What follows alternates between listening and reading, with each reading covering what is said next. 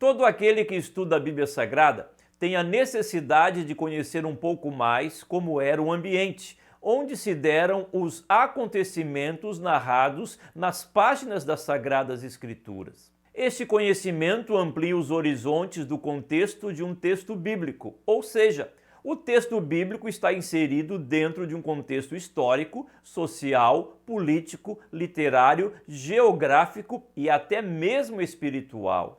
Assim, quanto mais vamos conhecendo o contexto, mais vamos compreendendo um texto da Bíblia Sagrada. E como dito, o contexto pode ser literário, isto é, a forma e o idioma em que o texto bíblico foi escrito. Um texto de Paulo tem uma forma literária diferente da usada em um texto de João. E para quem é habituado a ler a Bíblia Sagrada, observa que há diferença no estilo de escrever de cada um autor bíblico. Além da forma de escrever, é muito importante também conhecer um pouco do idioma em que o texto bíblico foi escrito. Pois, para que se possa chegar o mais próximo possível da intenção, o motivo, o porquê um determinado autor bíblico escreveu, é necessário algum conhecimento dos idiomas bíblicos. São pouquíssimos textos bíblicos que não foram escritos nos dois principais idiomas bíblicos. O Antigo Testamento predomina o idioma hebraico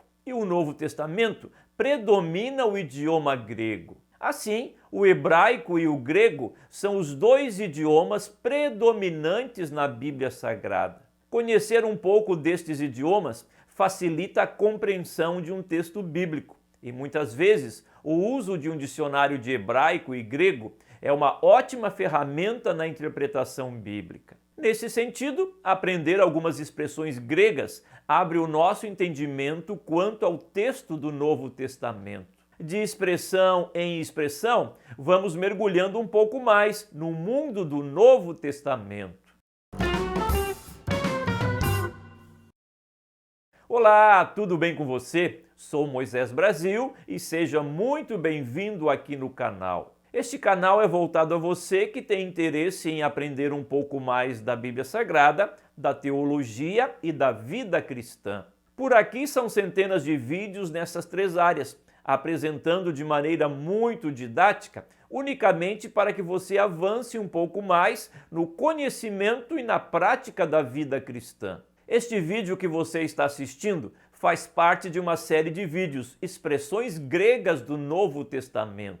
São vídeos que apresentam as expressões mais comuns no idioma do Novo Testamento, trazendo um significado maior para o estudo dos textos da Nova Aliança. E se você quiser ter em mãos o texto completo deste vídeo, faça uma assinatura do canal, tornando-se membro. Mais informações, clique logo aqui abaixo do vídeo no botão Seja Membro. Não se esqueça também de deixar aquele abençoado like, se inscrever no canal e clique no sininho para ser avisado dos próximos vídeos. Dito isto, vamos às expressões gregas para carne e corpo e para mudança de mentalidade.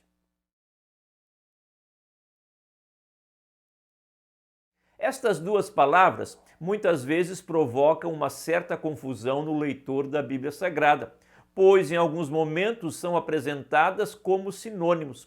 No entanto, estas duas palavras apresentam sentidos diferentes, conforme os textos onde elas estão inseridas. A expressão grega para corpo é soma, isto é, o corpo humano. O texto de Mateus, após a morte de Jesus, informa que o corpo de Jesus foi envolvido em um fino e limpo lençol. Isto diz respeito ao corpo de Jesus, o corpo humano de Jesus. Por outro lado, Paulo afirma que quando andamos em espírito, não cumpriremos a concupiscência da carne. Aqui a expressão grega para carne é sarx. Desta expressão grega vem a palavra sarcófago, o local que antigamente se depositava um cadáver. Esta expressão sarx diz respeito à natureza pecaminosa do ser humano, à inclinação à depravação. Por isso, as obras da carne e o fruto do Espírito, a vontade da carne e a vontade do Espírito. E mesmo que sejam expressões diferentes com significados diferentes, em alguns momentos são intercambiáveis. Por exemplo, aqui em Gálatas, Paulo afirma que, por meio do Espírito, lutamos contra a nossa carne. Mas em Efésios ele escreve que não temos que lutar contra carne e sangue, mas contra principados, contra as potestades. Afinal, lutamos ou não contra a carne? Em Gálatas, a luta é contra a carne, as inclinações pecaminosas. Mas em Efésios, o sentido é de corpo humano, pessoas humanas. Ou seja, não lutamos contra pessoas, mas contra o reino das trevas. Assim, o sentido da palavra carne depende do texto em que ela está inserida, podendo trazer o significado da natureza pecaminosa do homem, o gênero humano, o elemento mais fraco da natureza humana e até mesmo o corpo, que em alguns textos é utilizada a palavra grega soma.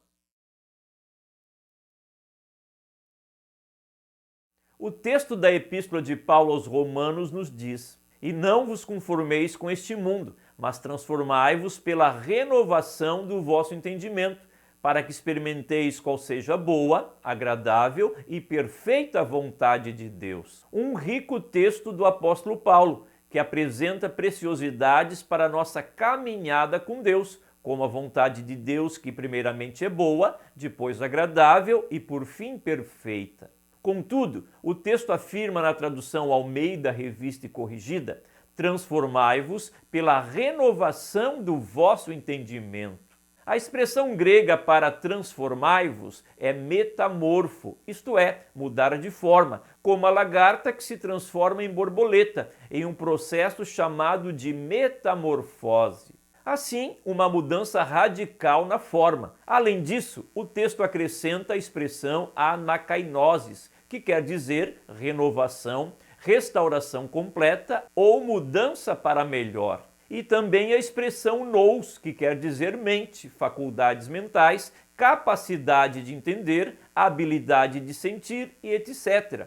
Desta palavra grega nous vem a expressão paranoia, uma mente paralela, delírios e etc. Finalmente, o texto de Paulo junta estas três expressões, metamorfo, anakainosis e nous, como sendo uma mudança de forma, renovação e mente. Estas três expressões podem ser muito bem traduzidas por mudança de mentalidade, proporcionada pela ação do Espírito Santo de Deus no ser humano. A mentalidade diz respeito a padrões de comportamento que alguém adota como certo estilo de vida.